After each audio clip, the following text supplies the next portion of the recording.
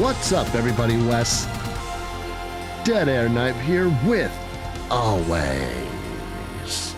Typical Lydia.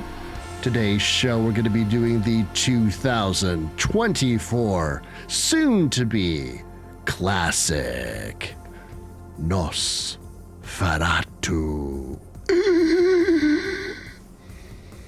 That's pretty much the number one sound he makes throughout the entire film, is it not? Just this raspy, dying, cadaverous rattle.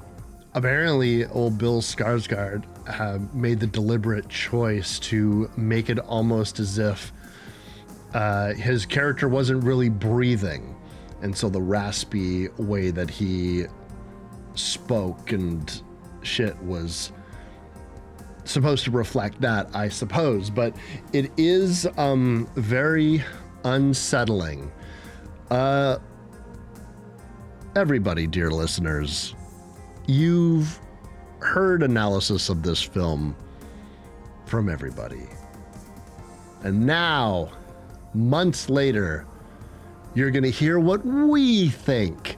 And if we liked this movie, because that's why you're listening. And I finally did get to watch it, in case you've been hanging on to that cliffhanger.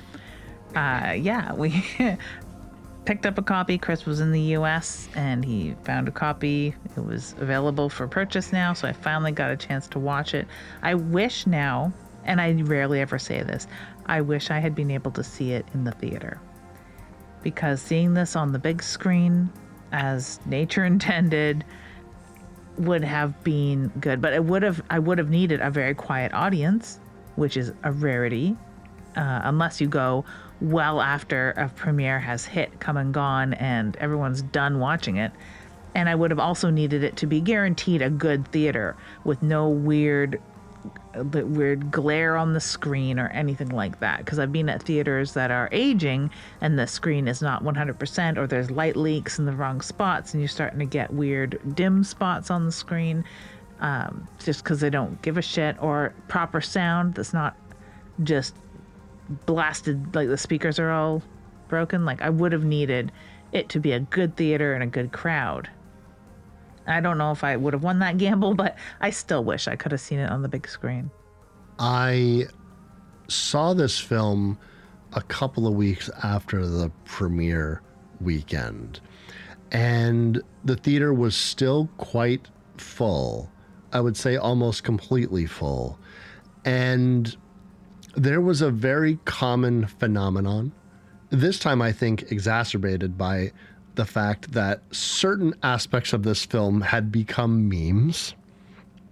And so while I was there, I saw a gaggle of Gen Z, sorry to call them out, and they came in their sweats and their fluffy hair, and the giggling and the laughing, and my partner was getting mad because, oh man, do they get mad. But I said, just wait. Just wait. And sure enough, the movie got so fucking serious so fucking quickly, you could hear a pin drop in that theater. I would say about 10 minutes into the movie, after one of Lily Rose Depp's many convulsions. Now, girl is struggling through this one. But I think that this film taught me something that I know and I also don't know. I think that being steeped in horror for as long as we have been, it's really hard to gauge what general audiences know and what they don't know. And I think that, if anything, a film like this coming out, being a remake, but being such a weirdly specific remake of Nosferatu from 1922, piggyback that off of 1978, the Werner Herzog version. And then that all, of course, being its own thing, originally derived from Bram Stoker's Dracula, I feel embarrassed even mentioning this. I feel as though people would get insulted if I were to explain that to them. As if I, as an adult, speaking to you as another adult, were explaining to you that you should wash your hands or how you should tie your shoes. You know, that's not how you tie your shoes, Lydia. That's not how you load the dishwasher, Lydia. That's insulting. It's insulting to someone's intelligence. These are the things we do in life that we don't even think about because it's so common. It's silly to even talk about it. But yet, I was reminded again and again that people just don't know things. And so perhaps it does bear repeating. And so I just did. For anyone that doesn't know, if you're listening to a horror podcast, you probably are rolling your eyes right now. But I don't know who listens to the show and what level their knowledge is at. Yeah, no, I don't blame you, because way back when I was a young horror fan, my family had a VHS copy of The Thing. And we watched The Thing often enough. I still watch The Thing often enough. We watch it at least annually here, and I love it. And I love seeing, I've said this before, all the different iterations. I was never really a collector of films, and I never really understood the richness you can get out of watching a film over and over in different media and in different various qualities, now that they're constantly remastering everything and upscaling everything and 4King everything, if that's a verb. But I didn't know that The Thing was a remake. I didn't know that. So it was when somebody said, oh, hey, did you know that this is a remake? It was like, oh, really? Let me consume everything about this. Let me go back to the original novella or novel, short novel. Let me do that. Let me go back. I want to know all of this stuff. I've largely forgotten most of it because I still just watch The Thing. The Thing is The Thing for me, right? I'm not interested in the source material, but when I was exposed to it, I was extremely interested. That was valuable information. So to think that it's any less for people who are enjoying the Eggers thing or Eggers memes or, Nosferatu being a thing on social media when it was at the turn of the year, I'd like to think that it was that valuable to other people, that they didn't get an eye roll, whether they be young and introducing somebody who likes popular new horror to black and white 50s horror. It's kind of a gamble whether they're going to appreciate it at all, let alone even a little bit, or have it inform them as a horror fan. I'd like to think that people who didn't know that Nosferatu was a remake or hadn't seen, maybe knew, but hadn't seen the 1922 version, let alone other iterations, that they found it valuable to go back or to at least be informed. From what I could garner online from the use, is that their strongest connection to the character of Count Orlok was a joke in SpongeBob SquarePants. And I think that shows you how fucking old we are, because that cartoon came out when I was in high school. Yeah, my niece and nephew watched it. I certainly didn't. So, and there's an interesting thing that happens a bit in media. You and I are from the not that far apart in age, and we're definitely part of a group of generations that had access to television, and television tended to play a lot of things on repeat. And so whether you were watching clips from old movies splice into episodes of Muppet Babies, or you were watching Nosferatu turn the light on and off, the gag is that it's Nosferatu. But to a contingency of children, They don't know who that is. That's the dude with the light switch, turning it off and on in SpongeBob SquarePants. The joke seems to be lost on them because it's a reference that you're not meant to understand. We see these types of old references a lot in old cartoons and spoof comedies. I remember a joke from Naked Gun about Gorbachev's birthmark on his head. I only knew that because of a fucking movie. I didn't even know who fucking Gorbachev was. But I digress. We are definitely, I'm definitely happy that you were able to finally see this film, because I was very much enthralled by the entire production of this film. The lead up, I was so excited. I was excited for well over a year to see this film. I was obsessing about it because Nosferatu, A Symphony of Horror, holds such a special place in my heart. It absolutely, absolutely does. I know how big of a fan you are. We've talked about this on the show. We've gone to see theatrical performance of it with musical accompaniment. We know this movie fairly intimately, you more so than I do, for sure. But I've reveled in the typo negative version of it. And I watched it just again this morning on YouTube. There is a free, if you've not seen the 1922 Nosferatu and you're curious, and you maybe don't want the time investment, put on music you like, go to YouTube. There's a free version of it. Watch it in double speed, whatever. It's a half hour of your life to get the gist of a film you're not interested in. But if you are interested, like I was when I learned that The Thing was a remake, if you are interested, get comfortable and really drink in the marvel that was filmmaking in 1922, right? Like it does for filmmaking sort of what this does. It will inspire people. This Eggers version, it's beautiful. It's masterful use of lighting. It's masterful use of tint. It's masterful use of place and background, and just the dynamic range of grays. It puts Karsh to shame. And that's a famous photographer that's very well known for using a full tonal range of black and white. He only shot in black and white, but his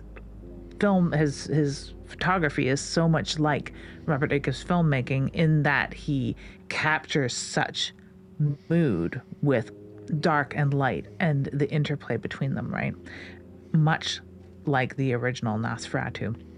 You'll not see something quite like that from the time. And I always forget, you have an idea of what a black and white film is in your mind, and it's usually something that's quite boring and black and white, and it's silent, right? So there were some things about the original Nosferatu that I missed when watching this new one. Interstitials and some silence. Those were the two things that I felt that were kind of lacking. And we'll get into that because I really tamped down my expectations. I was spoiler free. I didn't know what Nosferatu looked like. I didn't know what Orlok looked like until I watched the film, which is a fucking feat because I haven't been on social media. I've been really not I use an app that limits my social media time to 10 minutes per app in 5-10 minute chunks per day. And the first week of using that app, I usually visit these social media sites for 3-4 times a day. Now it's like one time in the morning.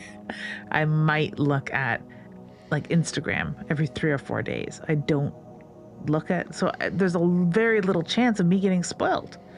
And Twitter used to be the worst contender, and I hardly go on Twitter at all anymore. So I don't see film stuff, thank God, for this thing. I have to specifically seek out conversations about film. So I wasn't spoiled. I don't see these memes. I don't know what these memeable moments are within Nosferatu, which is kind of good. But I had also tamped down my expectations because I found a lot of people went into this film with an idea of what a Robert Eggers film looks like, and knowing Nosferatu basically wrote a film in their mind and approached the theater with that, hoping to see that. And if there was any people disappointed, that's probably why. Yeah, I never really thought of it like that. Truly, I think I was one of those people, perhaps. I can say that I was spoiled on what Orlok looked like, and my reaction was, I don't know what I was. I guess I just wanted Max Shrek. I guess I just Yeah, wanted. you wanted this pointy-eared, bald, almost alien-looking creepazoid. Yeah, long fingers and all that kind of stuff. I think I just wanted a modern Orlok with the same exact silhouette, and was surprised because I was expecting. We only have so many interpretations of this specific form of Dracula, and the 22 version, the 78 version, the Willem Dafoe sort of Shadow of the Vampire, or whatever it was Yes. called. Yes, Shadow of the Yeah, Vampire. from the A fantastic performance, and that duality should not be lost on people that our yes, pal Willem Dafoe has been in two iterations, yes, in a way, of Nosferatu. and thankfully I was able to convince some friends to check out that film from all those years ago. And I was surprised. One of them was quite the film buff, and I was like, "How did you miss? Like, the cast is crazy. How did you miss this film?" But anyway, saw it, they loved it. But fuck all that, Lydia. We're not talking about any of these other damn movies. We're talking about this movie, Nosferatu 2024, Robert Eggers. What is this movie even about, anyways? This film is not about the triumph of the living sun over the scourge that is the creature Nosferatu. It is about sacrifice, which is a very different tone. It's a real story shift from the original story to this. I mean, I think it is even a story shift from the original Dracula, in that it is about sacrifice and protecting what is good in the world. That is the basic premise to me. That's very beautiful. I like that. Yes, we are starting this film off in the 1800s. If I get shaky on details, I don't think I will. And it's been a minute since I've seen this movie, admittedly. But I've come prepared because I have been thinking about this movie a lot since before it was released, and then when I finally saw it. Because once I finally settled into what Orlok was going to look like, I became fascinated with this film's tone and what Robert Eggers had decided to do. I was aware of one thing, and I had made a post about this perhaps maybe even 8-9 years ago at this point, that said Thomas Hutter never deserved Ellen. And I had posted, and that was just my interpretation of the 1922 Nosferatu, because of this incredible sacrifice. And to me, it's even cemented further in Werner Herzog's version. There's so much more conversations. But this shifts the perspective immediately to Ellen as our protagonist, and other characters sort of no, they don't do this 100% of the time, because Hutter, Thomas Hutter, is the focal point in, like, oh my god, I can't wait to talk about the castle sequences. But the Yeah. but first, the Eggers tells us who this story is about at its core, because the first character we see is Ellen, and we see her calling out into the darkness, and we see her asking for help. A lot of media illiteracy surrounding this scene, and again, we don't fault people for not knowing things. We fault people for continuing to not know things. Opening yourself up to a dark spirit is not asking for the dark spirit. It's making yourself vulnerable. This is why you should not call out to entities in the night at our lowest points. But Ellen does, and she is encountered by this Nosferatu. And Lily Rose Depp is an actor that I've only seen in one other thing that does not exercise her chops whatsoever. But she's working her ass off in this movie. And one thing that I was not expecting was for it to be such a monstrously physical performance on her part. No, and I didn't expect that either. She was so perfectly cast for this role too. I think I can't picture anyone else having done this whatsoever. And I wish she would be cast in the upcoming film Victorian Psycho, but it's somebody else entirely. I would have loved to see her in that film, but anyhow, I digress. The physicality makes a lot of sense here because we're dealing with a woman with melancholia, a woman who is prone to fits, a woman who has probably not epilepsy or anything like that. It is 100% psychological. And I've seen people have fits that are akin to an epileptic seizure that is 100% psychological. When my sister was very young, she would have, and lots of little kids have this problem, they grow out of it. They get so upset, they have a little seizure, they have a little fit, and it's scary, it's intense, it's very physical. They thrash, they do all the things that she does. I found it wore on me. Unfortunately, it was a little bit over the top.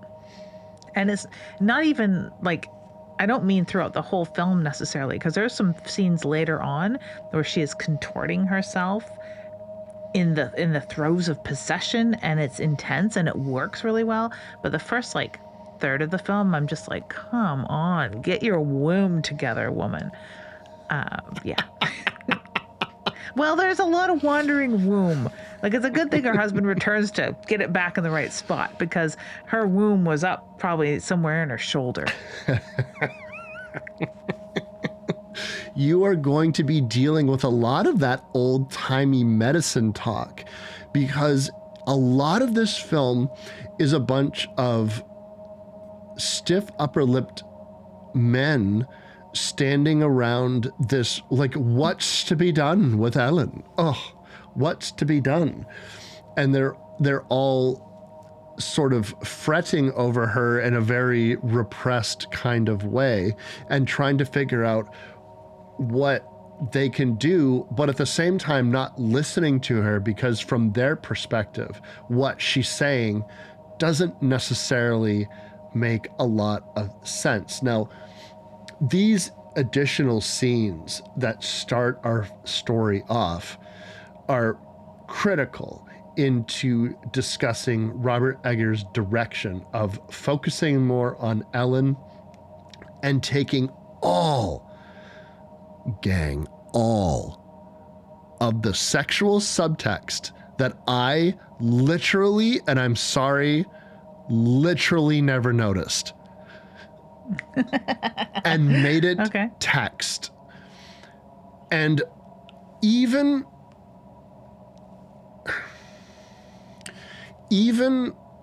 the sort of omnisexual nature of Orlok himself was completely lost on me. And even, like, embarrassingly, even the 78 version, which I view as like so romantic, like because I love the long lack of, like, emo ass speeches that Klaus Kinski makes as Orlok in those, and as he speaks to Ellen, and particularly the last like 30 minutes of that movie, I'm like, oh, to be immortal. Oh, like, it's like my frilly cuffed wrists couldn't like grasp my forehead fast enough. So this, from her dream / encounter with Orlok at the beginning to what would be Hutter's encounter with Orlok in the castle, why this never like occurred to me before speaks to like my, I suppose, naivete. Like, I don't know, like, did you find this direction that Eggers took all that subtext and made a text surprising? No, not at all. Because we've done this a couple times with the Dracula story. Like, you don't even need a Lucy character being so Lucy about it to, drive that into the plot. And the way that we've been looking at the repressions and understanding the repressions of the Victorian era, now outside of England, there wasn't as much of a Victorian area because that's Victorian England, right? So we're dealing with the Wilhelminian era of Germany at the time, which mirrors Victorian era. So I think I'll just say Victorian era because it's easier to say, but we understand a lot more about the sexual attitudes of the Victorian era now and have translated them quite deftly, I think, to understanding them from a psychosocial kind of way now.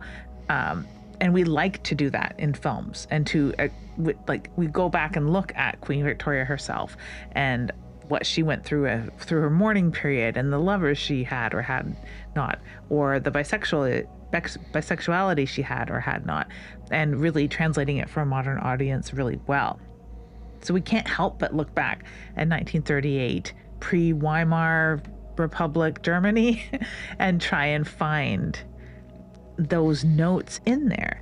And, they sort of understood women's sexuality from a men's point of view back then, and blaming everything on hysteria and wandering wombs and too much blood and all that stuff.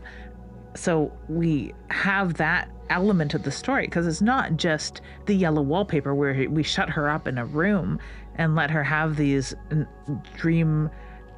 terrible dreams and sleepwalking incidents.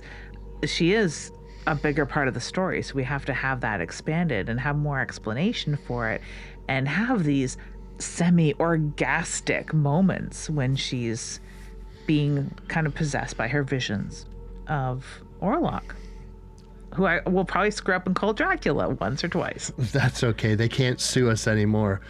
The writhing that Ellen does, there was a point early on in the film where I, again, sticking to my guns as not really understanding where they were going with, thinking, this looks so sexual.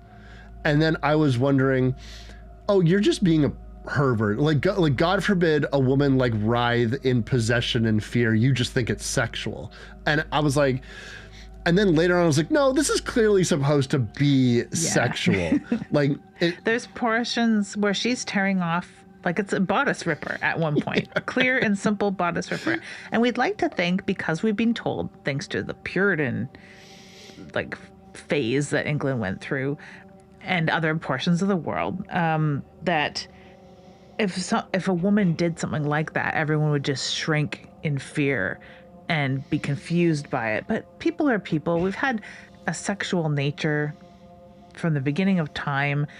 I think they would have responded much like they did, and they knew exactly what was going on, whether they talked about it or not. But you can tell from the looks on their faces, just like, oh God, I've never seen a woman behave quite like that. Or maybe I did that one time when I had a hooker, and paid her well to do this exact thing. Oh my.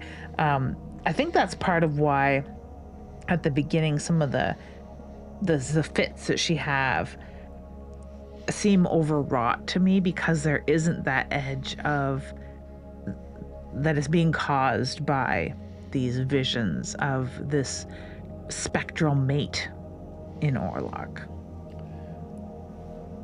This force seems to come and go since Ellen was quite young. And this sense of being haunted by a presence, a dark presence, manifests itself in her believing that she has these moments of melancholy, and she also is visited by disturbing dreams that she at times can view as premonitions. She has a dream in which she is seduced in Mary's death. This is coming in the wake of the fact that Thomas has been given the opportunity to brokerage a deal with his company, Arnox company, who sends him to the faraway lands of the Carpathians in Transylvania to basically sell Orlok some fucking property. And this is one of those things where it must be done because of the eccentricities of Orlok themselves, must be done in person. So he is set out to have a very long excursion. Ellen does not want her to go, but even with her begging him to stay, the money is just too lucrative. Now, Thomas idolizes his friend Frederick, who, even though he's a Nepo baby who has acquired all of his wealth from his family, he wishes to be as well off as his friend who he's indebted to and has had to borrow money from.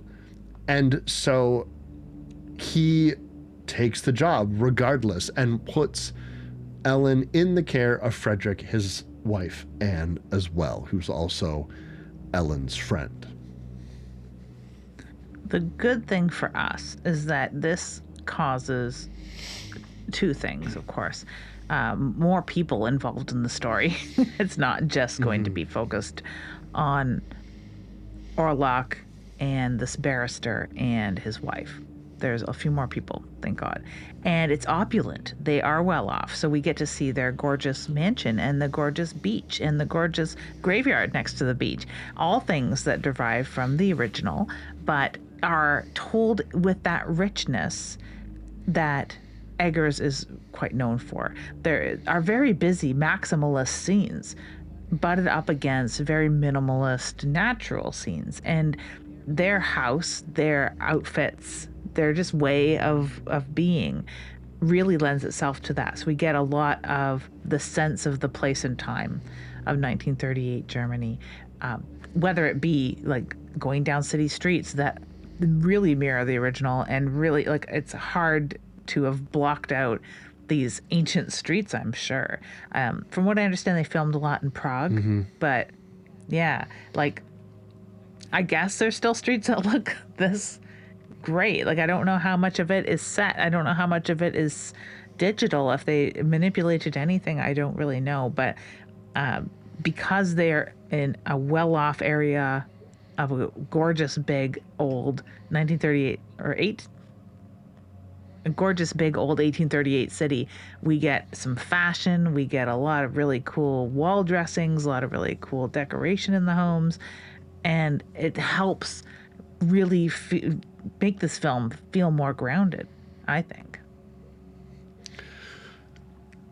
The sequences that are outside are so stunning, and even some reminiscent. I'm thinking particularly the beach, so reminiscent of the original film. I remember when we first saw the trailer for this film, my partner Cassandra, they were enamored because they almost jumped right up. They're like, oh my God, that's just like the 1922 version. And so all of these little hallmarks, either through silhouette or shooting, meant that you knew you were in good hands, because there was so much of this film that was going to be visually very faithful to, again, the weird thing is the source material being a copy of another bit of source material that has over the century become its own thing. Entirely, especially these two characters, because they are slightly different than the Dracula versions of these sorts of characters. But be that as it may, this begins the split in the story where we follow Thomas into the Carpathians, which is my favorite part of every Dracula Nosferatu story. That journey he goes on is just splendidly told here and splendidly shot. And it ramps up to terrifying pretty quickly. And I really love that. And we have Ellen at home being cared for by her friends. And the key word there is care for, because she isn't just whiling away on a bench watching the ocean. No. She is in deep, deep, deep melancholy, depression, with visions and night terrors, and doctors are being called a lot quicker. I think that like the pacing is a lot quicker in this particular film in both respects.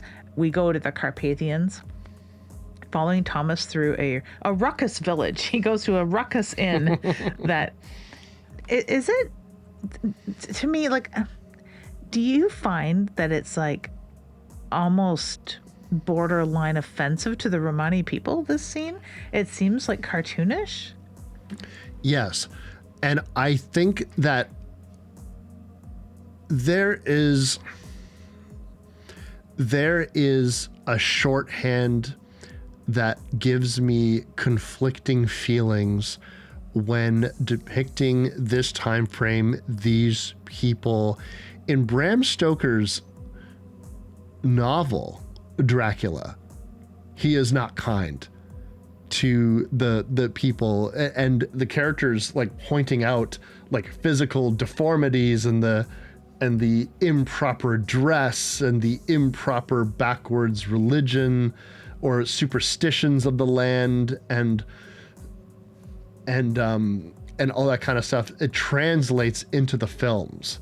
And I don't know how you write that ship while at the same time trying to keep it. Well, you know what? I do. Because look at Last Voyage of the Demeter. They had people who were of the land who were still superstitious and fearful, but it didn't come as cartoonish, like you say, which I think is a good way to look at it. Because when he gets to this village, like, for fuck's sake, it may as well have just been the scene from 1931's Dracula. It's the same energy of the people, and everyone just sounds so phony. But at the same, you expect somebody to sell him a pie or like sell him a horse and then call it back, like that old mythology that the gypsies never buy anything off them because they'll do this, like that horrible kind of prejudice, racist bullshit that is directed at the Romani people all like for the centuries that we've understood is wrong for a long fucking time now, to the point that in horror we see it trying to right that ship in a way with The Howling. You have a enclave of very knowledgeable, wonderful, a rich tapestry of culture built within a Romani subsect that happen to be werewolves, like whatever. So they happen to be werewolves. But it never feels cartoonish. It never feels disparaging. It never feels racist. Where this scene is just like, oh my God, come on. Particularly since compared to the rest of the movie, doesn't it stick out like a sore thumb? It does. It really does. I can't even say that that's the biggest fault of the film. It's not. It's a moment. And I sound like I'm really disliking it a lot more than I did because it's a fun scene. It sets a tone. We understand that he's going to get some folklore here, whether he likes it or not, even though the innkeeper within seconds waves them away and calls them gypsies and is just cruel. But it does stick out like a sore thumb because we have a very balanced meter throughout the rest of the film, and up until this scene is just like a weird carnival moment. I wonder if I think perhaps what we're getting stuck on is the idea that you can convey what you need to out of the narrative without doing this. And I think you could do it at a more even tempo to A, match the rest of the film, B, like, I don't think it would be too much to, okay, So you want to have the perspective of a person from the newer world, a modern man of the 1830s, coming to a place in which he would consider quite shocking and backwater. Okay, you can have that, but why are you making the Romani people match the energy so it seems like he's right? Why can't he just be? Yeah.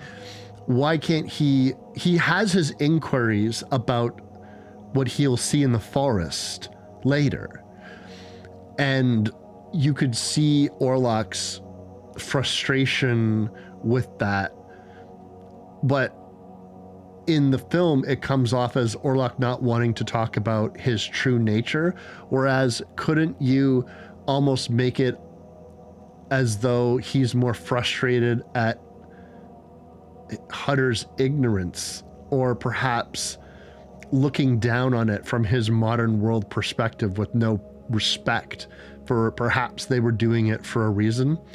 And I don't want to get too much more in the weeds with this, but the short answer is yes, I noticed it. Yes, it sticks out like a sore thumb. And yes, I think there's a better way to do this going forward. It was an odd choice. It seemed like the theatrical mirror, or the creative mirror, to Boone's descent into Midian in Nightbreed. And I think that's where my brain went with it. And it did, like what you've said, has explained them as part of the monstrosity, which they're clearly not. So, we could go to the 1922 one where Hutter's reading a little book on the nightstand and throws it down on the ground like, haha, what foolishness. He's like, oh, which is one of my favorite scenes. Yeah. Like, okay, we could have done that too, but yeah, the idea that he's gone into this entire world he doesn't understand is very stark. In that we get right away, like, no one goes up to that castle, no one talks about that castle, that sort of feeling, which we get in all iterations of Dracula or Nosferatu stories. And it would be weird if we didn't have something like that. It didn't have to be this weird, though, that's all. Yeah, and it doesn't help that he wakes up basically thinking he got robbed by these people and they all just abandoned him. There was a weird aspect where I was like, why did they... This is so unnecessary. But regardless of that, what comes next is probably my favorite sequence in the entire film. The encroaching of the Calichet to Hutter. He doesn't have his horse anymore. He is about to be picked up by a mysterious rider. We've seen this scene dozens of times before in other Dracula and Nosferatu stories. The slowdown, the dreamlike nature, the score, the snow, the horses. Oh my God, is this not a gorgeous sequence? It's absolutely gorgeous. And it's one of those scenes that I want to see, that wild ride, right? It wasn't as wild as some wild rides we've seen up to the castle. It wasn't quite the most wild of wild rides up to the castle in this horse-drawn carriage. And, I like that the doors open for him soundlessly and expectantly, much like we've seen other doors open automatically in this film, other iterations. I really like the use of silence and loud here. I like the use of film speed here, and I like the scope as well, because when we're pulling in through the carriage to nothingness and he just gets up into it and then it cuts to a different scene, just really, really gorgeous filmmaking for this scene. Should we mention that the Romani had murdered a vampire the night before? Yeah, this is pretty interesting. That's the thing that I was alluding to in the forest. I think that, to me, it was interesting because up until this point, it seemed as though the implication was always, to me, that Orlok had a fairly good handle on the amount of vampires that were probably in the area, and whatever he would keep, I suppose they would be in the castle with him, brides or something like that. No, although Orlok doesn't seem to be the type. He's a one-woman monster, Lydia. He really is. Unlike our good friend, the suave Dracula, who seems to be a bit of a man whore. Orlok has some morals. I've never thought about other vampires. This was a weird thing to me because I always figured that Orlok was the only one for miles, if not the entire planet.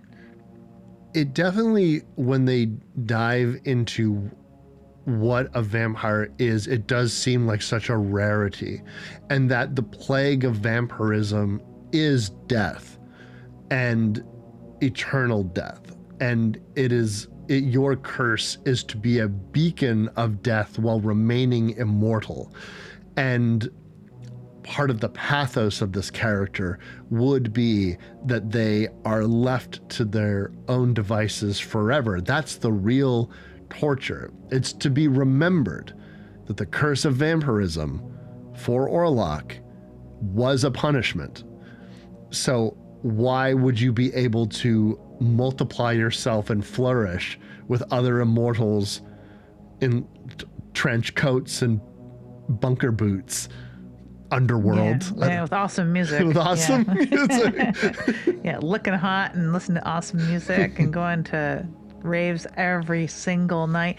There would be no people left. Like, we'd all just be vampires. What the fuck? Like, seriously. They did a movie like that. So I always figured that there was none, right? Yeah. So it was interesting to me that the idea that there was maybe a few in the countryside and that he hadn't eaten everybody for miles. You know, communities were still operating fine with his presence. I mean, I always pictured him, like lots of people do, that Orlok or Dracula, more Orlok though, operates on the Vlad Tepes thing. There's only one actual Vlad, and yes, he murdered a lot of people around his castle, but he did keep the communities happy, and he was a good monarch because they paid taxes, and he needed taxes, right, to have such a lavish lifestyle. So, so he was a warmonger, but he kept his communities happily fed and clothed and not 100% living in fear of him. So I figured that Orlok always operated in that way. Yeah, you're basically screwed if you're an Ottoman, but you're fine if you're anybody else.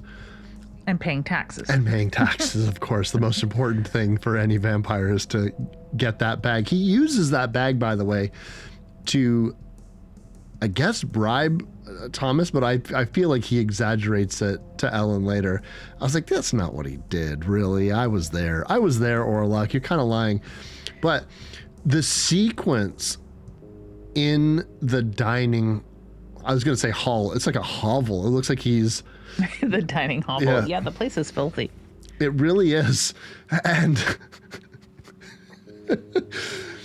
quite abandoned. There is quite a lot of this sequence in which Thomas is on his own, searching the castle, trying to escape the castle on his own. This reflects in the book as well, that this is just a lot of time by yourself. In fact, Orlok is somewhat counting on his isolation because he's got bigger fish to fry. The whole signing sequence, the way that Orlok is shot, the lighting on his eyes, everything else in shadow, it's so old-fashioned, but at the same time modern, and you could see that Eggers was doing homages to the film styles of old, this German expressionist style, W.F. Murnau's harsh shadows, bright brights. And I think that whole thing is just gorgeous to look at. And I was transfixed during this entire sequence. there's a lot of Orlok penis I wasn't expecting. There's a lot of psychosexual fantasies and suggestions that I also was not expecting. There's some wolves that are cool. There's all kinds of shit that's just really fascinating about this entire ride, and it really gives you a sense of you are watching a horror movie. You know, the wolves chasing after the carriage, the dark hovel filth of this revenant's castle. It's terrifying. The reactions to Orlok. He's a weird, gross, horrible sounding person. This is the first time we really get a look at him too, and we don't get like a full on. We get a full on look at him, but they're short sequences. For the most part, he's semi-shrouded in darkness. And I was wondering here, I was looking up the film techniques of 1922 and using things like they had to use some really powerful lights when they used lights, and relying a lot on fire, candlelight, and sun, and using techniques to block sun and redirect it. Do you think that Eggers used these tactics? Do you think he relied on fire, candles, and sunlight and mirrors? The thing that I know that he did, which is not totally reflective of filmmaking techniques in the 1920s, but one of the things that he did was he did shoot this on film, which I do think contributed a lot to the overall look and style of the film. In terms of everything else, I think it might have just been clever modern day lighting equipment, but it's really hard to tell. I haven't heard anything about him using old style filming techniques, like actually using old style equipment, or even using light. I know that they put, or sunlight, I know that they put a tint on the entire movie to keep the tones a certain way, even the daytime. There's a lot of grays, a lot of blues and they dip into full-on black and white in certain scenes and back. And I think like these castle scenes, the interiors at night, where we get a lot of the things, like the beats that you need from this. You get Hutter cutting himself, you get the locket, you get him passing out, him having been fed upon, all of those sorts of things done with an elevated level of menace. And I think that this whole scene really works to plant it firmly in horror and terror. It's not light, it's not a little dramatic scene. It's 100% horror. And I think it also helps that we know one of these very famous actors here is in so much makeup and looks so hideous and so otherworldly that we don't understand. Our brain can't reconcile what this Skarsgård looks like in the real world to this creature. And I think that dissonance helped.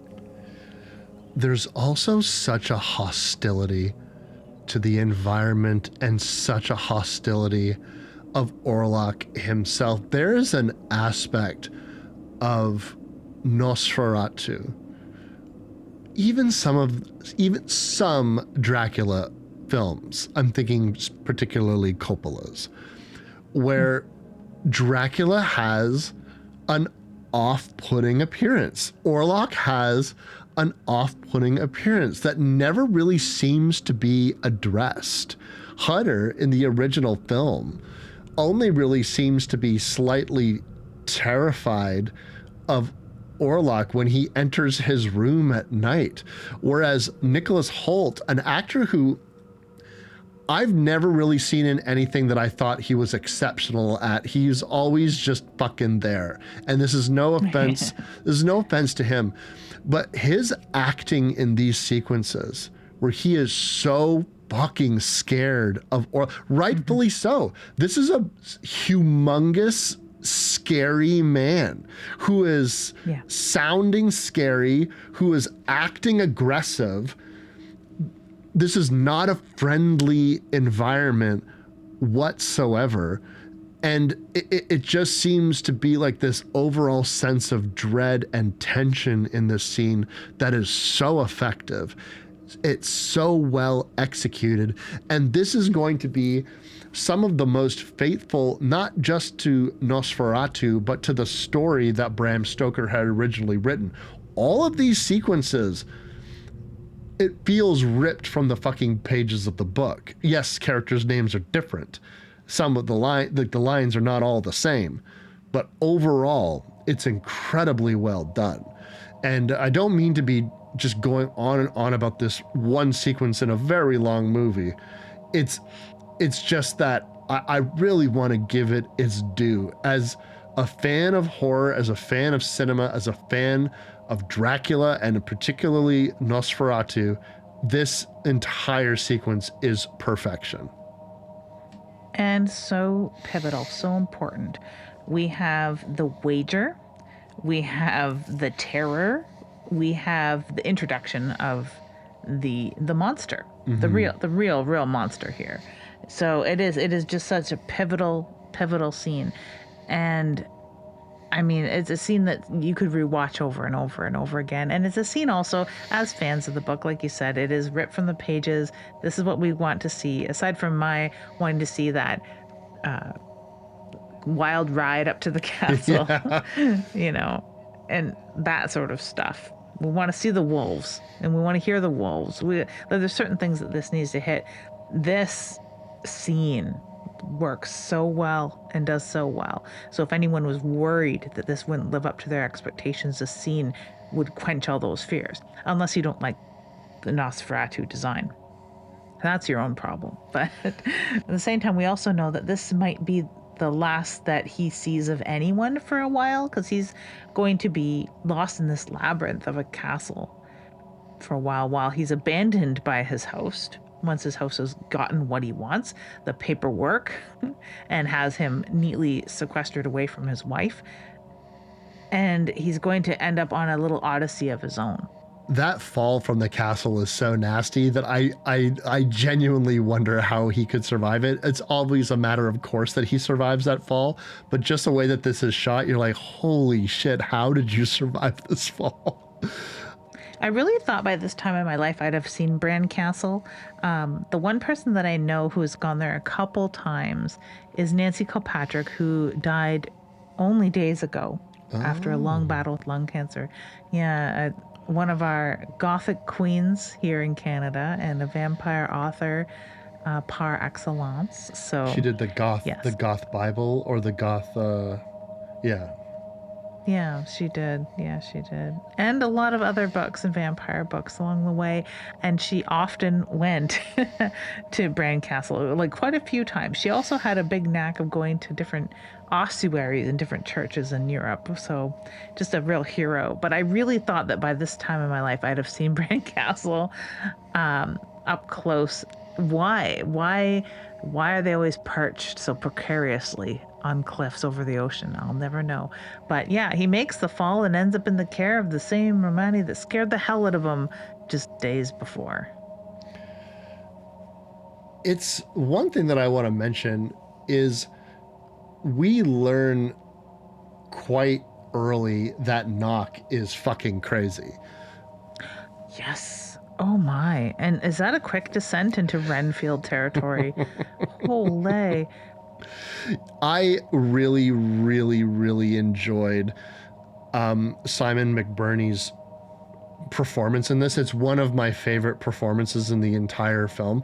And I'll be clear, even actors who I don't normally like or who I find kind of dull, they all do a great performance. But when people are really chewing the scenery, they really, really stand out. And Nock is just absolutely great. We find ourselves now on the last voyage of the Demeter as yeah, going through all the films we love about Dracula.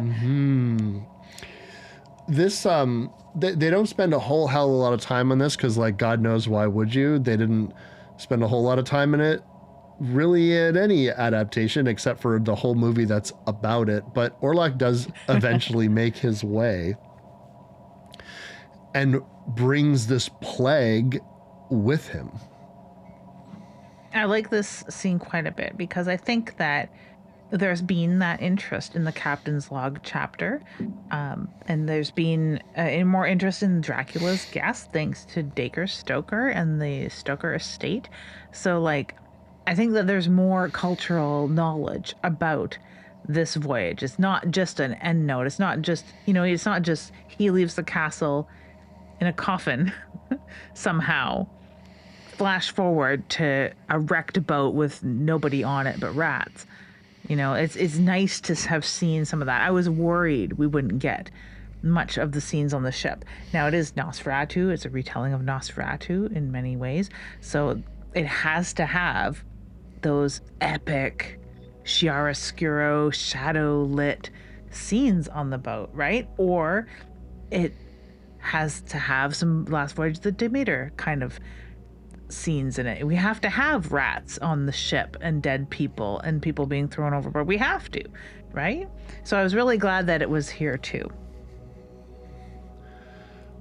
When the nuns taking care of Thomas tell him that Orlok is some kind of wizard, and this is why they all fear him, he realizes that maybe he should have gone to help or listened to his wife, but he definitely wants to now return home as promptly as possible to get to her, because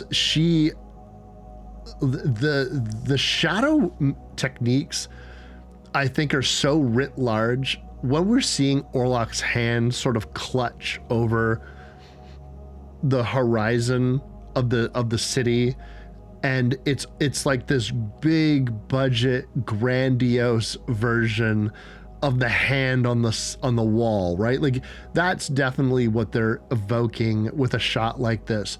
But I thought it was so appropriate and cool, because you would think to yourself, here's how you're, not that I need convincing, but this is how you're demonstrating why this needs to be made in the modern times with modern budgets and techniques and CGI and stuff like that, because you're demonstrating how much more grandiose and how much more powerful Orlok can appear with this grip on this town. This plague rips through their society, and meanwhile, it's like, when it comes to Frederick and Anna and everything like that, Ellen herself has basically become this like simultaneously a friend who's in their care, but also an oppressive force on their family. And the animosity that her presence is bringing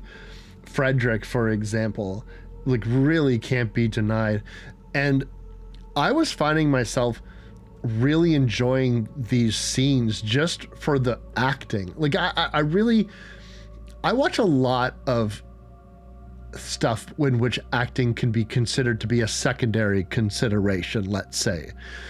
And so to just sit back and watch a horror film in which I'm not bored watching actors act and like conversing things that aren't even about a vampire, I'm like, oh, this is so interesting and compelling. And everyone does such a great job, because a lot of time passes that we need to acknowledge, because, Hutter's trip is not taking place over days. It's taking place over many weeks. And so the seasons change, it becomes Christmas. Like, there's all of these things happening to show this extended period of time, and the fatigue and oppression of all of the people around Ellen has become palatable.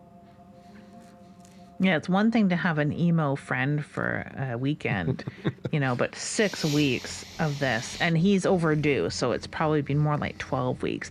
They didn't do that good of a job in really portraying this passage of time, because we have an idea of what ship travel is and how long it takes. mostly from books in this day and age, because I don't know anyone that's made a transatlantic voyage since I was 3 years old that wasn't in a cruise setting, or something like that. Like someone who is literally using that as their travel. I haven't known anyone that came here by boat since I was 3. So like we've lost the idea of what traveling by ship is all about. That she's gotten no letters from him is one difference in all of the stories. There was some correspondence in the other stories. In this one, from what I understand, she's been cut off entirely. That's correct, yeah. Yeah, so no word as to whether he is alive or dead. So I can see why her insanity is ramping up. And I don't know, maybe the different ideas of medical treatment at the time were making it worse. Well, Dr. Wilhelm is stymied. We've tried bloodletting. We've tried damp claws. I'm all out of ideas. Yep, she definitely has a problem in her womb. Like, God damn it. I'm glad that they didn't show him trying to masturbate her, because that was also a treatment very popular at the time. It was. All she needs is an orgasm. Fix her right up. This is where... It's so disturbing. It really shows how inept this modern world would have been, and how at the mercy of fucking imbeciles Ellen is. Like, she is a person who is, and it makes you think about everyone suffering from mental health problems that they shoved into a fucking institution, threw away the key. Get better. What? No, we put you in a box, and with a bunch of other lunatics, and I don't know, maybe they'll kill you, maybe you'll die of starvation or exposure. We don't know. It's not, as long as you're not on the streets and bothering other regular people, that type of mentality. Mm-hmm. She's obviously has a lot of resources because, well, her and her husband are not wealthy. They happen to be friends with quite wealthy people. And so, while Frederick has the means to keep them all comfortable, they are at their limits of what modern medicine can accomplish. And all jokes aside, they need more help. Perhaps someone with some radical ideas, Lydia. Perhaps somebody who thinks outside the box. Perhaps somebody so outside the box that he was ostracized from the medical field for his crazy beliefs. Now, this is not crazy beliefs like washing your hands or the germ theory of medicine. No. This is believing in the occult and demons. And alchemy. Alchemy, really, yeah. And I can kind of not relate to, but I can wrap my head around the real fear of alchemical processes and beliefs via the occultism, especially at this time where we're between, like, this is the kind of the romantic period. It's the Victorian romantic period in Germany, where they're really, it's a time of peace, relative peace. They have all of these technological and scientific advancements and medical advancements, like as rudimentary and cavemanish as it seems to us to have all this bloodletting ideas and like on the cusp of washing their hands and things like that. It is leaps and bounds, technologically speaking, in medicine from what they had been with, like, I don't know, what bone saw men, like whatever, amputating everything. At the cusp of science, this was an information age as well, because transatlantic voyage was getting faster and quicker. We're being able to grow as people, and our fashion and textiles industry was changing. Our education ideas were changing. So of course there was that push and pull between fear and revulsion from the occult and alchemical, and the need and understand that we need to explore this to further advance. So I really do like that in hushed tones they're like, we'll take him to the warlock. The warlock doctor. I love this. And of course, this is our good pal, Willem Dafoe. And boy, does he does really good. I was worried that he would goblin it up, right? He would be the ham, the job of the ham lives 100% with Harnock and his insanity in the insane asylum, which is Willowbrook, Bedlam, every kind of horrible insane asylum you can imagine. He's definitely just in a cell going crazy and suffering shock treatments, perhaps. It seems that they have him ready for shock treatments. He did eat a sheep raw. Yeah, I mean, from time to time, don't you all at least think about eating a sheep raw? Not typically, but I suppose now that you've put the idea in my head, it wouldn't be a bad idea. Oh my God. That was a good one. I deserved that. I deserved that. Yeah, no, and his performance is really great as far as keening over the master and things like that. So we've got our Renfield type keening over the master. We've got Thomas on his way back, slowly but surely. We have Ellen still in the throes of melancholy and insanity. I really like Thomas's return. The falling off of the horse and all that, just so perfect, so picturesque. Some of the scenes here too, more broad, wide shots of the city, just gorgeous, gorgeous. The relief of Ellen when he returns is so heartfelt and beautiful, and I wanted to just also give Willem Dafoe his flowers from me. I think that when it comes to an actor of his caliber, he has this kind of twinkle in his eye when he's delivering his lines. He is at a tempo, I want to say like one or two very subtle degrees above all of this. Like a lot of the rest of the film is 3 to 4 very dour, stressed out men kind of huddled together, discussing what should be done about Ellen, for Ellen. And I mean, Frederick's about to have like a devastating scene, but when we have these moments, everyone is at a certain level, and William Dafoe's character of Von Franz is just at a completely different tempo, but at the same time not chewing the scenery, if that makes sense. Like, it does seem like you were saying when it comes to knock, that is you were at 11, you have hammered off the knob. Yeah. But Willem Dafoe still manages to deftly function within this very, and I cannot stress this enough, very serious movie. Yeah, there's no action packed sequences even when the action is at its height in this. When we return, everyone is together. It's a relief on all parts. Thomas is able to understand and get in on the action of how we are going to help Ellen, because even though Von Franz's ideas are out there, he is the one that utters Nosferatu. He is the one that talks about this possession, this claiming, and then Thomas comes and puts the rest of the pieces back together about this deal and the taking of Ellen's hair and what keeping a token like that could imply.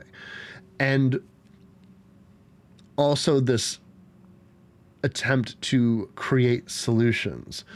Meanwhile, we almost forgot about her because she's been stricken by the plague, is Frederick's own wife, Anna. Now, this entire time, there has been a bit of a, let's say, duality of family life. We have Thomas and Ellen, who are just starting out as newlyweds, and we have Frederick and Anne, who have been married for a few years. They have a couple of kids. They have the money. They have the life. that Thomas wants. And anytime that we are interjected with the children and Anna, it's around Christmas time, there is a lot more energy and youthful exuberance going on in these scenes. And we're just going to pull that to a complete fucking stop, because Orlok is going to make his plea to Ellen. It's me, your man, traded you for me for a fucking sack of gold. Not accurate, but that is what happened. I'd make the argument Thomas didn't really know what he was doing. He had the whammy put on him. He can't read like what ancient. Yeah, like whatever the fuck. He assumed that he was doing what he was sent there to do, fucking sign papers over so this guy could buy a house. It's actually kind of a funny story if you think about it. Like, this whole thing is predicated on real estate, and just like, oh, he's just buying a house, and he buys the house that's right there. It's very funny to me, but she rejects it. And the reason why is there's this interesting aspect that Orlok will verbalize. It's like, I need your consent. Like, I need you to be, I don't just need consent, I need enthusiastic consent. But also, I am kind of holding your friends and family at ransom. And if you reject me, I will start killing people. And wouldn't you know it, he does. He's a man of his word. He is a man of his word. And he also has a time constraint here. Mm-hmm. He has 3 nights. When the cock crows on the 3rd day. I don't know if it's you will be mine / or you better be mine, because I don't really know what happens to him necessarily. If this all happened, according to plan, but the cock crowed and she said no, what happened? He explodes in a ball of flame?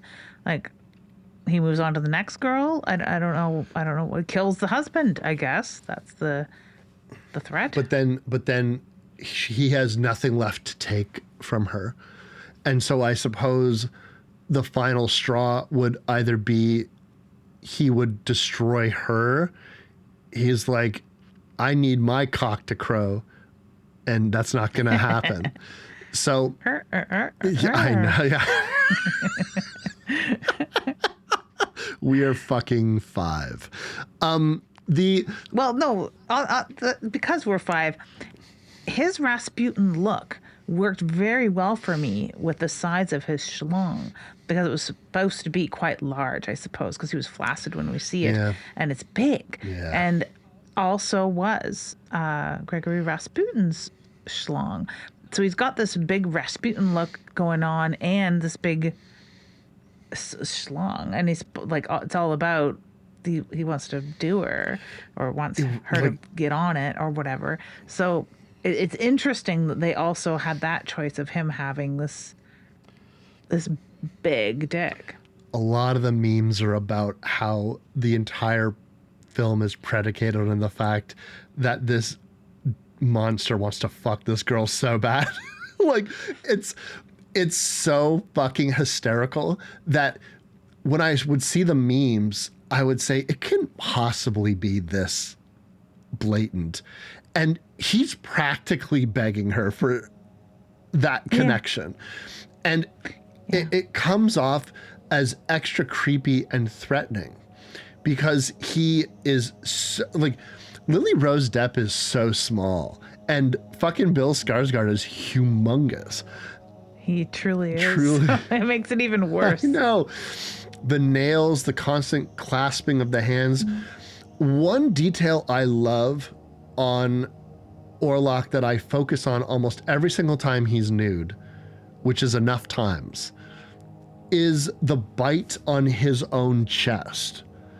And it makes me wonder. We know that because of this lore, because of the way that everything is described, he specifically makes sure it's understood that Orlok does bite you over the heart on your chest, not the throat, as perhaps modern interpretations of vampires have been. And if you take that knowledge, you see that on his chest itself is a festering rotten old bite mark. And it just makes me wonder, like, who bit you? Who bit you? I want that story now. Like, show me the turning of Orlok. And I know that it's like, you don't always have to go back. Not everything needs a prequel. You told me a story in your costuming, and now I want to know what that story is. No one ever said, do you see a bite on his chest, just like where he had bitten others? Perhaps the cycle is now finally over. And they all clutch their pearls dramatically. But we don't know. But what we do know is Orlok makes good on his threat, because he will not only kill Frederick's wife, Anna, but his 2 children as well. He fucking tosses that dead child like a sack of potatoes. I was so impressed that they killed those adorable bobble-headed children. Adorable screeching little harpies. I love those kids too, because they really did work as far as annoying, what's the word I'm looking for? Entitled little rich kids. Very, very cute little porcelain dolls. Super cute little kids that are the apple of Ellen's eye as well. So that's just the beginning of tearing everything that you love apart. And yeah, they were quite brutal to those kids. I like that scene quite a lot. And just like 20 other scenes before and 10 other scenes to come, it's a fucking oil painting, just gorgeous. Like beautifully lit, a little bit shadowed, of course, because the death of children, but like really, really a beautiful scene. Of course, Frederick goes fucking mental. Aaron Taylor Johnson's acting at the funeral and his dalliance after it is so fascinating to me. I think that this was such an intense and realistic portrayal of just absolutely falling apart with grief. And knowing that this plague was brought down on your house because why? Because you wanted to help out a friend and let his wife stay with you while he went on a business trip. The most basic, boring, perfunctory extension that, as the way I understand it, with a lot of gothic horror and reading about the old-timey shit and Sense and Sensibility, people just stayed at each other's houses for fucking months all the time. Just like, oh, very, very normal occurrence. And it would sometimes end up in the newspaper. Lydia is visiting with Wesley. Will be wintering at Knipe Manor. Pretty much. That's how it went too. And then if we had a falling out or something, I'd have to walk 7 miles in the snow or whatever. So people tended to not do that. So they just put up with stuff. And usually they had these bigger cottages so you could go into the other wing and never see them for like a month. That would be great. But otherwise, yeah, weeks at a time, wintering for sure. And she's convalescing at her friend's house. No, nevertheless, not just for a nice visit where we'd have a nice visit. I wouldn't go there because I'm sick. Would often happen. Like she was convalescing there while awaiting her husband on his overseas voyage, which isn't really overseas because they are in Germany, which is part of the same land. Yeah, why did Orlok need to take a boat? I didn't understand that. If he's not going to the UK, why does he need a boat? Why did he get on a boat? Where's the water that you're traveling over? Just going over the Baltic Sea, I guess. Maybe. It seemed a little strange. You're taking a fucking ship, a tall ship up the Rhine. I mean, I don't think that that's happening. So yeah, it's just because they had to, because it was in the original book, right? Yeah, you needed it. It's the only reason they're on a boat. It's quite strange. One of the pivotal scenes that we kind of glossed over before all of this was this breakdown between Thomas and Ellen when they have she has this partially possessed argument with him that turns into hate fucking, which is buck wild. I listen. I can't emphasize this enough. I am so fucking naive where I just didn't realize how sexual this would be. And and to have a line like, you can't please me as he could, or you could never please me as he could, while 30 seconds before that she was drooling and contorting and she tore her dress and her eyes are rolling back in her head and she looks partially demonic herself, to saying that to him and then him taking that as a cue to like, I'm gonna fucking take my cock out right now and I'm gonna fuck the shit out of you. And then then while she's possessed, she's like, yes, let him watch. He's watching us right now. I was like, this is not really germane to the plot, but yet it's such, I was like, this scene will not stop happening. This just keeps happening. No, and he needed to reclaim her to a certain degree, right? And the gothic nature of a relationship, that's, you know, what he had returned to do, right? He didn't return because he missed his wife. He returned to reclaim her. That's telling it through that terribly misogynist lens.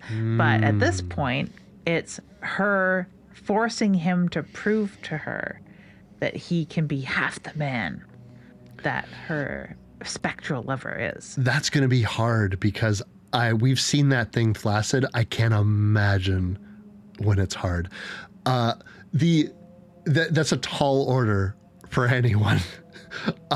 Unless we're believing it in the penetration, that the penetration that is happening is blood drinking, because you have to transfer a whole lot of that all the time from vampire to human, because he may never become rigid. He may always be flaccid, and the only penetration happening is his teeth or something that gives that ecstatic, almost drugged euphoria, right? So we don't really know, because we don't see that. We see some corpse fucking, but we don't, and we see the husband and wife go at it, but we don't see him doing that necessarily. Let's talk about the necrophilia aspect of it.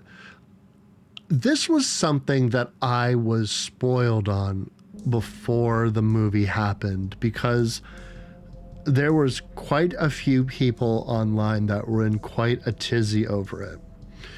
I liken this a lot to when I saw the movie Angst for the first time, and there was, I suppose, the implication that the killer in that film fucked one of the corpses.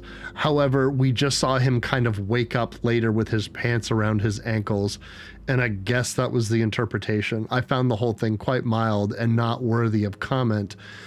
And I found this very overblown.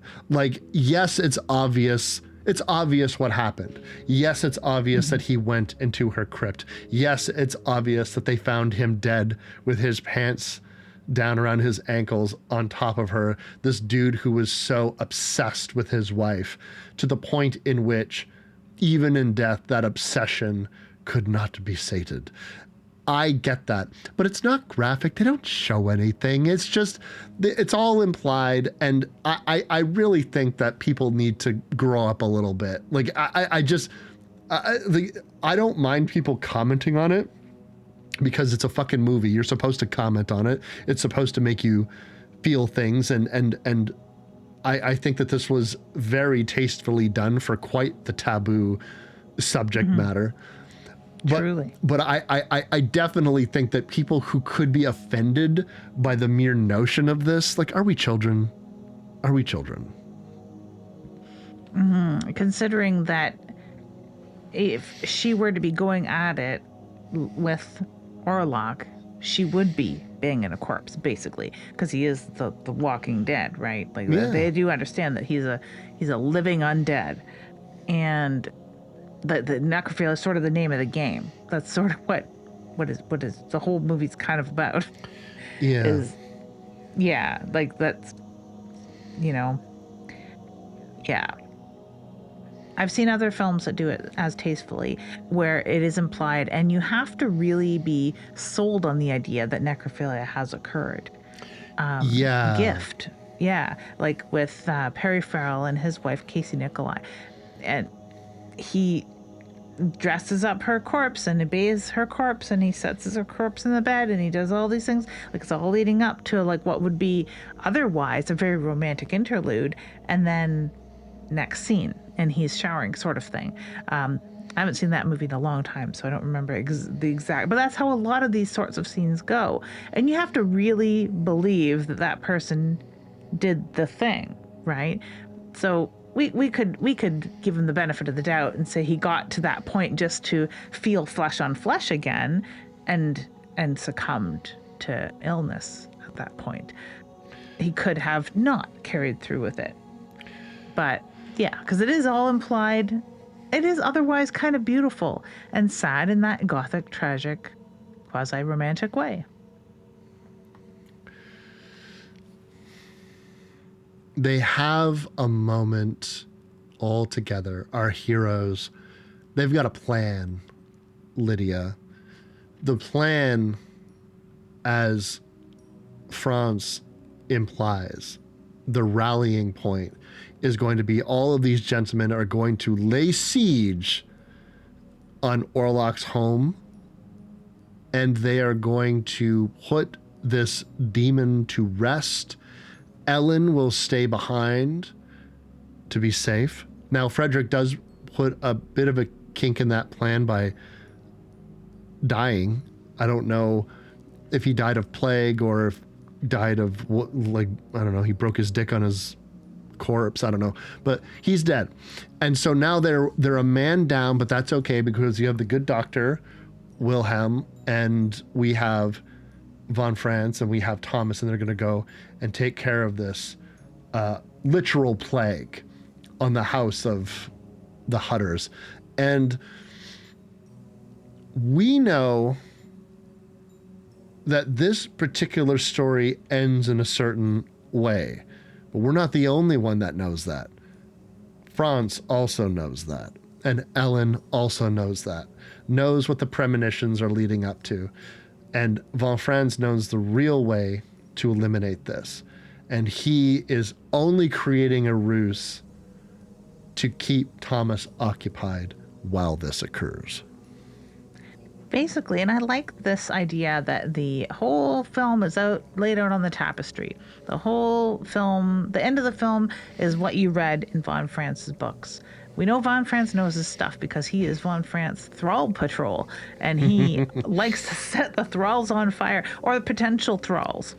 And that's the thing that I didn't expect to see a vampire other than Orlok throughout this whole thing, because I just assumed he made thralls. I didn't think he made vampires. That he can make vampires makes it even more sad, because we know that she's not just going to be a vampire bride. She's not just going to be like a thrall. She's probably going to be his life mate at this point, because he can make vampires. So that, like, ups the ante a little bit here and makes it all a little bit more worth it. And that she understands the sacrifice, because you want to talk about consent and the fact that he needs her to consent to being his life partner or whatever. She didn't have a choice in the divorce of her husband, unfortunately. That's kind of rude. But she does have a choice also in sacrificing herself entirely, because that's made very clear. And I like that we're all in on this. We all know how this is going to happen, because we can't conceive that she would be like, you know what? Yeah. I'm fine with your weird corpsey ways, Orlok, and your weird name. And we have all this property to juggle. 3 manors, really, when you think about it. Like, she could just be like, you know what? Yeah. In a cartoon version of this, the comic book version of this, where she might decide that this is okay. She'll be the new Vampirella. There's a fiction out there that someone has written that is just that, where they say, no, in my version, the entire story happens, but at the end, she just joins him and she becomes this ultra powerful, eternal thing because they like that sort of obsessive love devotion. There's something quite sinister, darkly romantic, ultimately twisted and fucked up and wrong, but also compelling about an obsession that could last like this. And the pledge of that, and somebody willing to be with that in fiction, let me be clear. Those are that's the realm of fantasy where you live inside your head and you could imagine what if something could want me like this for this long, forever. And wouldn't that be fun to sort of fantasize about? The reality of that would be nightmarish. That's what a stalker does. That's what a violent stalker does. Let's be clear.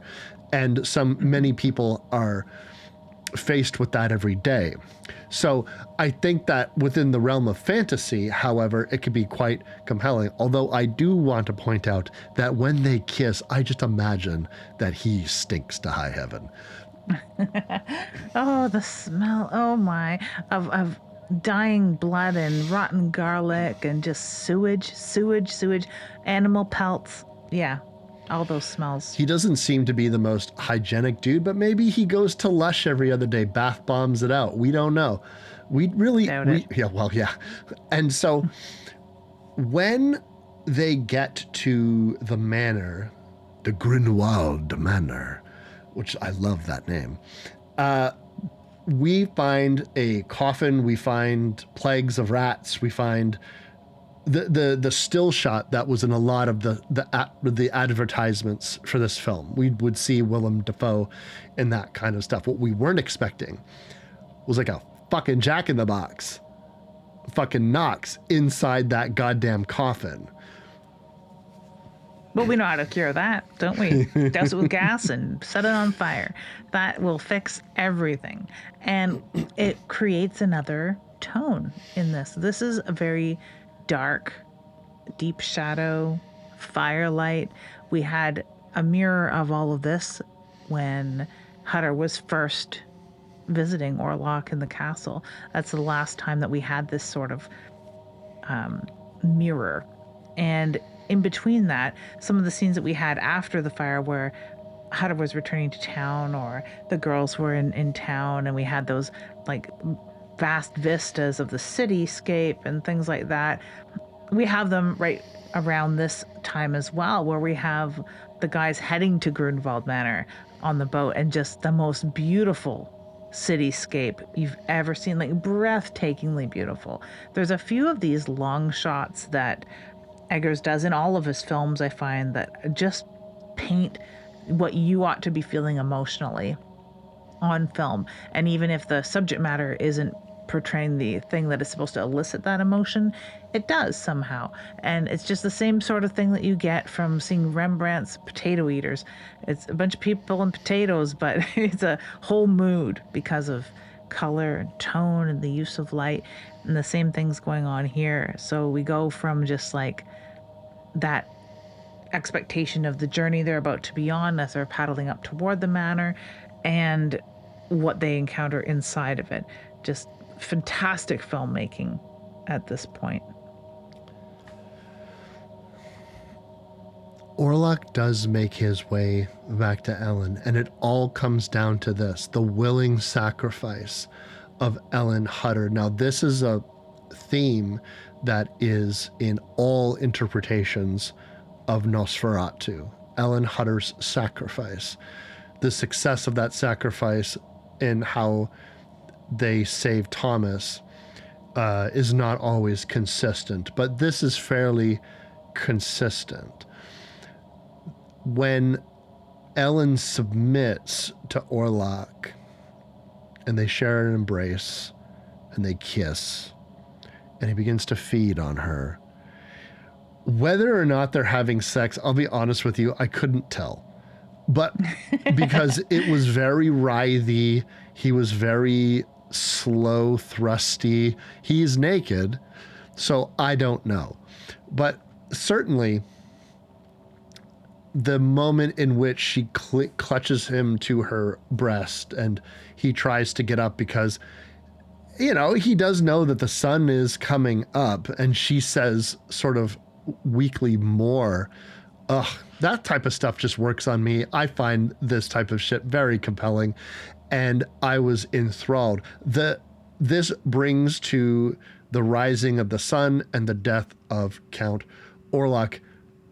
Really well done. I love his death wail. I love his bloodshot eyes. I like how he kind of doesn't fall apart, but he becomes withered and emaciated, and he dies finally, and everybody sort of finds them in this situation and knows that Ellen is dying, and she does die.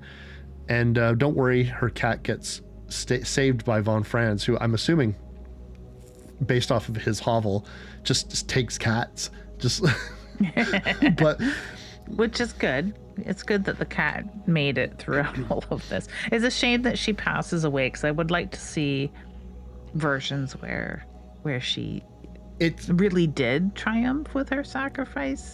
But like, the sacrifice was just a trick, as much as it was a trick to trick her husband into annulling their marriage with a sack of gold, that they tricked him back. I agree. And I wasn't going to verbalize that initially, but I think that in a world as bleak as this, there would have been something almost subversive into giving you a bit of a hopeful, joyful ending. There's something obviously compelling about the tragedy of the ending. It's so bittersweet. You know, Ellen is such a wonderful character. Lily Rose Depp, I cannot praise her enough. This is an incredible performance. She, like, the amount that I feel for this character, how I was swept away in this story that I'm so familiar with, yet I could not look away. And I just liked her so much, and liked this portrayal so much. If we could have just had that, as I know people will probably hate on me for this opinion and our opinion, but I agree wholeheartedly. I would have loved if she had survived. I would have think that by Eggers shifting the focus to Ellen and really respecting the sacrifice, maybe just one more twist of just, it was that trick that you were discussing. And but alas, it's a bleak world, a bleak, dark world, where Ellen's final gift to her husband is the chance for a life. He realizes all the money in the world, all the status that he craved, would probably give it all up for her, which is what she was begging of him in the first place. Heeded far too late. She leaves an exquisite corpse, and fans of Necromantic rejoice, because while we're not sure if they were actually doing the deed, although like many vampire feedings in many vampire films look very sexual, this is no exception. Then you could also say for every sex scene, it kind of resembles vampire feeding. That's also happening. It's hard to say, because I'd like to err on the side of vampirism, that he's simply feeding, and it feels so good or whatever. His dying within her embrace is just a beautiful tableau, and Eggers again excels at this. His final scenes in films are often to write home about, and this is no exception. I really, really, really, really like that final tableau that we're left with. A beautiful, beautiful, beautiful, beautiful film. I can understand why some people would have different expectations, or there were things that fell short, or things that, like the Romani scene, just felt like a sour note here and there. But overall, just a beautiful, beautifully shot film. I need to watch it again, definitely soon, because the score was entirely lost on me. I was so interested in the story and interested in the dialogue, because it's, like I said at the get-go, there's one thing that I found there was a bit too much of, and it was words. I watched the original, which of course is silent, and there are very few interstitials. The new one has a lot more, I find. The one, like the more recent version of the 1922 Nosferatu. I'm sure you have a good version. Does it have the original German with a subtitle translated interstitial, or does it have the English one that's sort of like in an Art Deco form? It has both. So you can watch whatever version is your preference. I find the Art Deco interstitials kind of hard to read, so I tend to go with the more basic flat version.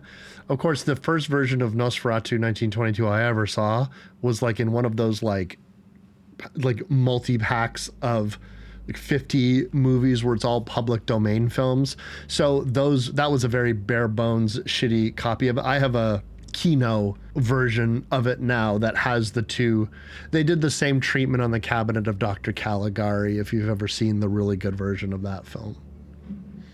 No, and from what I understand, with the Cabinet of Dr. Caligari, we do have the original interstitials. That's correct. So, but with Nosferatu, we don't, right? We have some of them, but okay. So this is kind of the way filmmaking was done back then.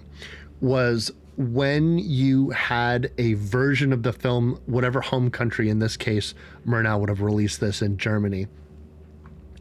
You have the initial version that would have premiered, I believe it was December of 1922, that they did that big grand production, and with it was almost like a burlesque show, where they did the premiere of that film. Then they sell that version to other markets. Now, when other markets buy that film, they tend to cut things based off of time, based off of country censorship laws, based off of translation issues, so on and so forth. And so interstitials get lost over time. And if you remember, many versions of this film and was ordered destroyed. So it's only the remaining copies that we had based off of the few that had survived. From what I understand, there are missing interstitials of the original 1922 version. The original version probably only had a count of, let's say 50 interstitials in the whole film. That's not a lot of actual dialogue. We see mouths moving here and there. There's other dialogue, but for the most part, there isn't. And watching a more modern version, there are more made up dialogue scenes because of added interstitials, say boosting that number of my made up number of 50 dialogue scenes to 100, let's say, or even 75.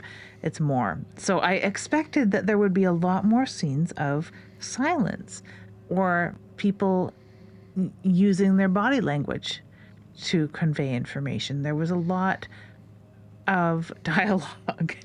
So I was focused on that. I focused on the beautiful scenery, beautiful photography, beautiful lighting, beautiful, like looking at the things that were of the time of 1830s Germany, of things that reminded me of books that I had around the house when I was a kid, of certain things within the house when I was a kid that harken back to our Prussian ancestors.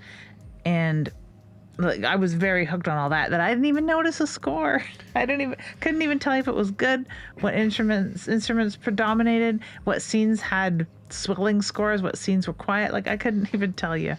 I had an advantage because they dropped the entire score on Spotify, I want to say like a week beforehand. And I sat, Oh, cool. I literally sat and listened to the entire score without the movie first. So I would like I've said a million times, I was so excited for this movie. It was all I could think about, especially in the month of December. I was just so focused on this movie coming out, and it really didn't disappoint for me. I think that older film techniques, when you look at some of what we have left, because let's not forget, we're missing quite a bit of filmmaking examples from this time period, quite a bit. even though it seems like we have a lot, we're missing even more.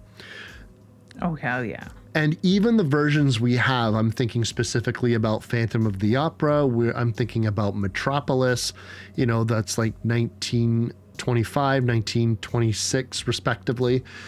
We have versions of those films that are not complete. And that has a lot to do with not knowing how to store film. That has a lot to do with personal error, fires, and cutting of the films. These types of things tend to show up in the darndest of places. I know most of Metropolis's lost footage was found in a church basement in Mexico, a film reel that was bought directly from Germany, and it just so happened that a century almost later, they just uncovered the most complete version of Metropolis ever. Will we find more interstitials? Will we find more scenes from Nosferatu? It's very possible, but as time wanes on, it becomes less likely. Is somewhere out there a complete copy of London After Midnight? We all hope, but we don't know. So I think that with what we have left, it's a bit of a miracle at all that this film was here and also interpreted in so many ways. I think that with modern filmmaking, you would have a hard time, although I can cite many examples, but I think Eggers would probably just want to keep the conversations going. This film has a long runtime. Yeah. But it does seem like a lot of it could have been conversations that you didn't necessarily need, but I enjoyed them so much anyways. It was the long run time that kept me from going to the theater.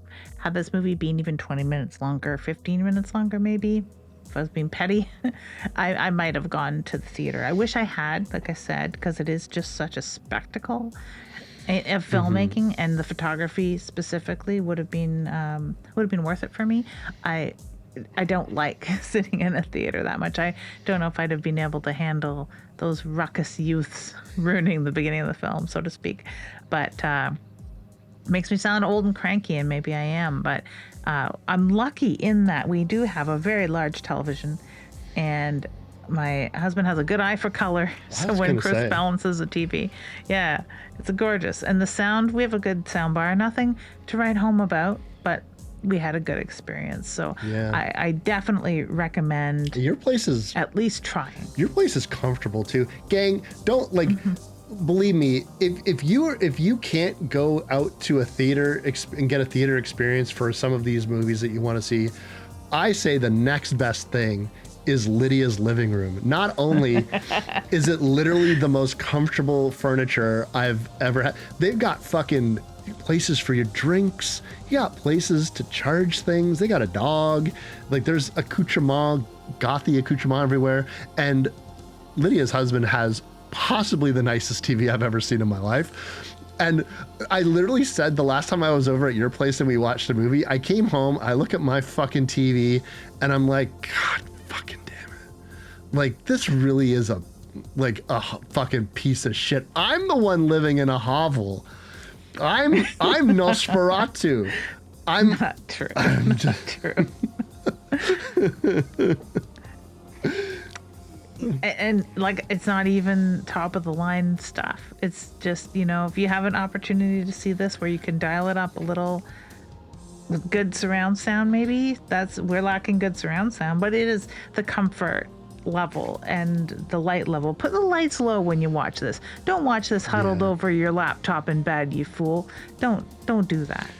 I think we were talking, or you were talking about The Thing earlier. It always reminds me of the time that I think like we did The Thing, or I was going to watch The Thing or whatever the hell it was, and I had like a dirty old DVD that a dog touched, and Chris was like, gave me a Blu-ray steelbook of it that he had an extra one of. He's like, get rid of that fucking DVD, Nipe. I mean, he didn't say that, but no, he's more polite than that. But you guys have tastes in your collections and standards in your collections, and are like the I didn't have as nice of a television without the know-how and the research that goes behind choosing a specific model and then shopping for the right price point too. Yes. But what do we got next for him? Coming up next, we have Castle of Blood. This is a joint Wes and Lydia pick because I wanted to do something gothic where we stay in a castle, and I kind of wanted to bridge that sensibility between 1922 and modern day. So Wes has suggested Castle of Blood or Danse Macabre. Macabre. I'm not even pronouncing that wrong. Macabre with an A at the end, not an E. From 1964, I believe. So I am excited. This is something I've never seen, but it seems to have the things I'm looking for. Wanting to stay within the world of Eggers' Nosferatu, but also have a black and white film that we can just kind of skulk around an old castle for hours on end. And skulking is exactly what this film is all about. So I'm very excited to do it. It's a fairly recent discovery for me, and thrilled that you're interested in talking about it because, man, an Italian horror starring Barbara Steele that takes place in an opulent castle. It's got Edgar Allan Poe in it. It's got everything. Yeah, that's exactly what I want. So yeah, I'm excited. And I'm Wes Knight. And I'm typical Lydia and also excited. And you've been listening to Dead Air. If you like this show, you can find more episodes and other content on splatterpictures.net, Spotify, or wherever you download podcasts. We also upload all episodes to YouTube now, if you'd prefer to listen that way. You can find us across social media like Instagram, X, and TikTok, and the show is edited by Lydia Peaver and hosted by Lydia Peaver and me, Wes Knight. We'll see you next time.